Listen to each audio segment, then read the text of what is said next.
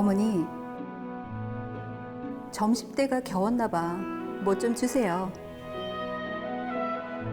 오냐 오냐, 암 먹어야고 말고. 뭐가 구미가 당길 것 같는? 뭐든지 해줄 테니까 말만 하려무나.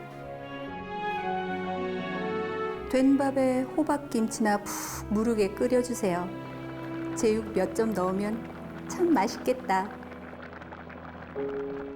서둘러 밥을 안 치고 제육 몇 점 썰어 넣은 호박김치 뚝배기를 화로에 얹어놓고 이것저것 밑반찬을 챙기는 사이에 다시 아까의 의심이 흉한 그림자처럼 박 씨의 마음을 어둡게 차지했다.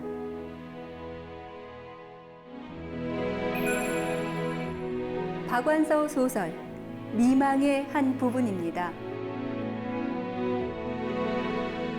죽음의 기로에서 겨우 마음을 추스리며 살아가기로 결심한 머리빵 아씨가 찾은 첫 음식이 바로 제육을 넣어 끓인 호박 김치찌개입니다.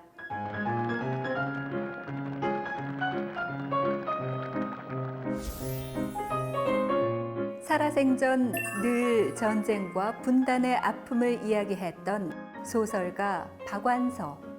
특히 소설 미망은 고향인 개성을 무대로 했기에 곳곳에서 개성의 음식이 자주 언급됩니다. 서울, 전주 음식과 함께 우리나라의 3대 음식 중 하나로 꼽히는 개성 음식. 남다른 호화로움이 특징이라는데요. 음식만큼은 재료와 정성을 아끼지 않았다고 하는데요. 그 밖에 가장 잘 알려진 개성 음식으로는 조랭이 떡국과 보쌈김치, 홍해삼 등이 있습니다. 분단 문학의 대표자인 만큼 그녀의 소설에는 고향인 북의 이야기가 참 많이도 담겨 있습니다. 1931년 경기도 개풍, 현재 북한 황해북도에서 태어난 그녀는 좋은 학교에 다녀야 신여성이 될 수 있다는 어머니의 극성에 화답하듯 1950년 서울대 국문과에 입학합니다.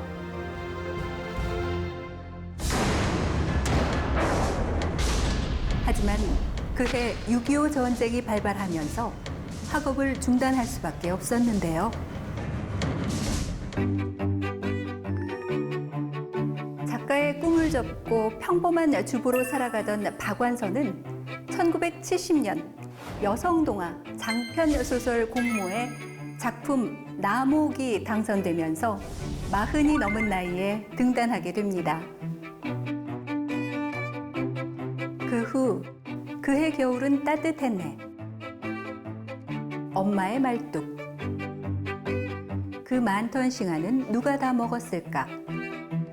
그 산이 정말 거기 있었을까 등 수많은 작품들을 활화산처럼 쏟아냅니다. 6.25 전쟁이 벌어지고 있던 1951년의 서울을 배경으로 전쟁으로 황폐해진 우리의 삶과 그 속에서 끈질기게 살아가는 예술가의 내면 의식을 보여준 작품 나목. 6.25 전쟁의 참변 속에서 외아들을 잃고 그 상처를 평생 가슴속에 한으로 지니고 사는 어머니의 모습을 그려낸 소설 엄마의 말뚝 2. 고향인 개풍군 박적골에서 보낸 어린 시절부터 서울로 상경해 서울대 국문과에 입학하기까지의 이야기를 담은 자전적 소설 그 많던 싱아는 누가 다 먹었을까? 그녀의 소설엔 일제 말기와 해방을 거쳐서 6.25 전쟁에 이르기까지 한국 현대사의 굴곡들이 고스란히 담겨 있습니다. 6.25가 없었어도 내가 글을 썼을까 하는 생각을 하곤 한다. 언젠가는 이걸 쓰리라고 생각했다. 이처럼 소설가 박완서는 끊임없이 분단의 아픔을 이야기했고 글로써 자신을 치유해 나갔습니다. 나의 목련나무에게 말을 건다. 나를 용서해줘서 고맙고 이 엄동설 안에 찬란한 봄을 꿈꾸게 해줘서 고맙다고. 작가의 삶과 문학은 그들이 살아냈던 시대와 동떨어질 수 없고 시대와 호흡한 작가들 덕분에 우리의 언어와 문학은 더욱 풍요로워지게 됩니다. 일제 식민 지배와 분단, 6.25 전쟁을 고스란히 글에 담아냈던 또 다른 대표 작가, 바로 백석입니다.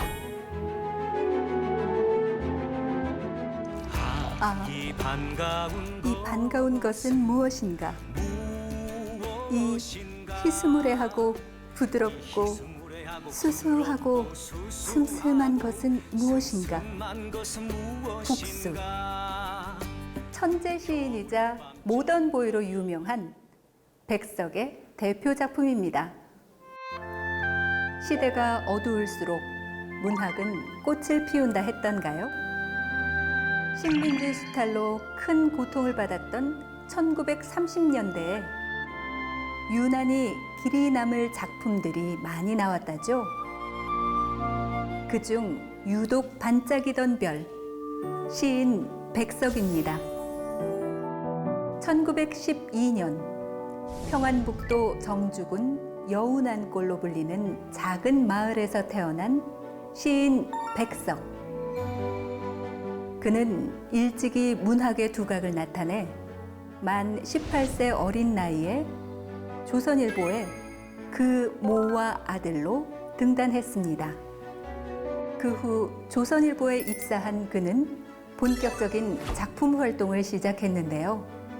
1936년 첫 시집 사슴을 발표합니다. 문학계의 시선을 한 몸에 받은 이 시집은 백부 한정판으로 크나큰 인기를 얻었습니다. 이 시집을 구하지 못한 시인 윤동주가 도서관에서 겨우 빌려 시집 전체를 베껴 썼다는 일화가 있을 정도죠. 그의 시를 교과서로 삼았다는 신경림부터 그의 시 구절을 자신의 시집 제목으로 하고 백석 평전을 써 백석의 생애를 복원한 안도현까지 시인들이 사랑한 시인이 바로 백석입니다. 이 흰 바람벽에 내 가난한 늙은 어머니가 있다.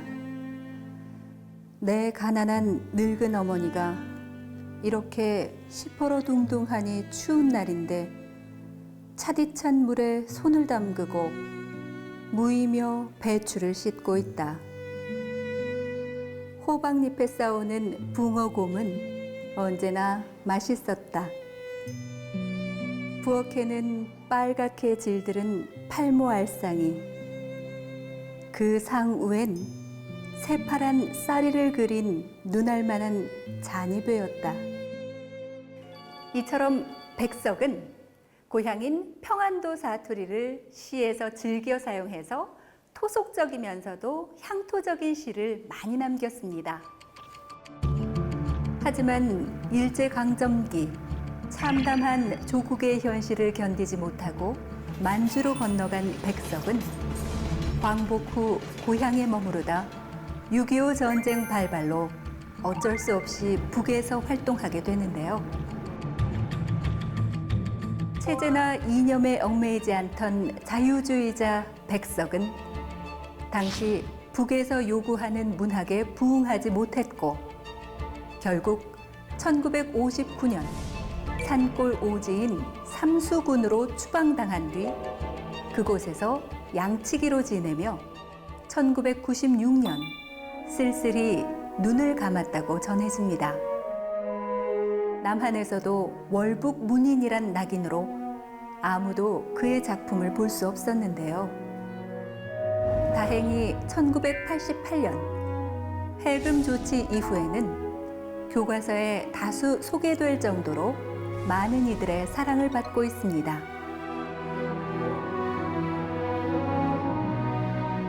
최고의 시인이었지만 오랜 시간 남과 북 양쪽에서 잊혀진 비운의 인물 백석. 분단이라는 비극으로 채 펼쳐내지 못한 작품들이 너무나 아쉽지만 그럼에도 불구하고 그가 남긴 시들은 한국 문학의 정수로 인정받고 있습니다.